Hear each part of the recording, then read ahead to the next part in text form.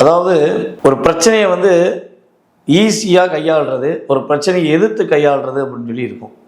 நீங்கள் வந்து எப்பயுமே வந்து பார்த்தீங்கன்னா எதிர்த்து அதை சமாளிக்கக்கூடிய தன்மை கொண்டவங்க தான் நீங்கள்.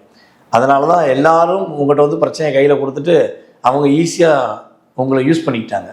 ஸோ இதெல்லாம் கடந்த காலங்களில் நடந்தது. ஸோ இந்த 2026 உங்களுக்கு என்ன நடக்க போகுது, என்னென்ன மாற்றம் உங்களுக்கு ஏற்பட போகுது அப்படின்னு ஒரு கேள்வி வைப்பீங்க. அதாவது இந்த 2026 நம்மளுடைய மேசராசி அன்பர்களுக்கு போராட்டம் விலகும் அற்புதமான ஒரு வருடம். ஹெட்டிங் அதான். எப்படி? அதான் உங்களுக்கு ஹெட்டிங். போராட்டம் விலக போகுது. என்னென்ன போராட்டம்லாம் விலக போகுது அப்படிங்கிறத நம்ம ஃபஸ்ட்டு பார்ப்போம். ஃபஸ்ட்டு இந்த உறவுகளுக்குள் ஒரு போராட்டம் இருக்குது. நீங்கள் நேர்மையாக உண்மையாக கரெக்டாக இருக்கீங்க. உங்களுடைய பார்ட்னர் உங்களை எப்படியெல்லாம் காயப்படுத்தணுமோ கஷ்டப்படுத்தணுமோ, உங்களை எந்த அளவுக்குலாம் உங்களை டேமேஜ் பண்ணணுமோ அந்த அளவுக்கு உங்களை பார்ட்னர் வந்து டேமேஜ் பண்ணிட்டாங்க. இது லைஃப் பார்ட்னராகவும் எடுத்துக்கலாம், உங்களுடைய பிஸ்னஸ் பார்ட்னர் எடுத்துக்கலாம், உங்களுடைய நண்பர்கள் எடுத்துக்கலாம்.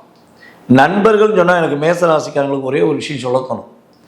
கிட்டத்தட்ட மேசராசி நண்பர்களுக்கு உங்களுக்கு குறைஞ்சது ஒரு 10 ஃப்ரெண்ட்ஸ் இருக்காங்கன்னா அந்த 10ல் 2 பேர் தான் உங்களை எக்காரணத்தை கொண்டு எந்த ஒரு சூழ்நிலையும் பயன்படுத்தாத நேர்மையான நண்பர்களாக இருந்திருப்பாங்க.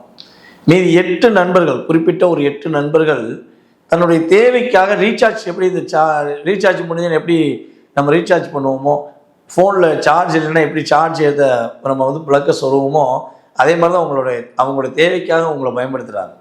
ஆனால் நீங்கள் என்ன பண்ணுவீங்கன்னா, பரவாயில்ல நல்லா இருக்கட்டும், என் மூலமாக நீ நல்லா இருக்கல, நல்லா இருக்கட்டும் தான் நீங்கள் கடந்த காலங்களில் நிறைய விஷயத்த விட்டு கொடுத்து ஏமாந்து. அப்போ இந்த வருடத்தில் உங்களை ஏமாற்றிய உறவுகள், உங்களை ஏமாற்றிய நண்பர்களுக்கு தக்க சரியான பாடம் கொடுக்கக்கூடிய அளவுக்கு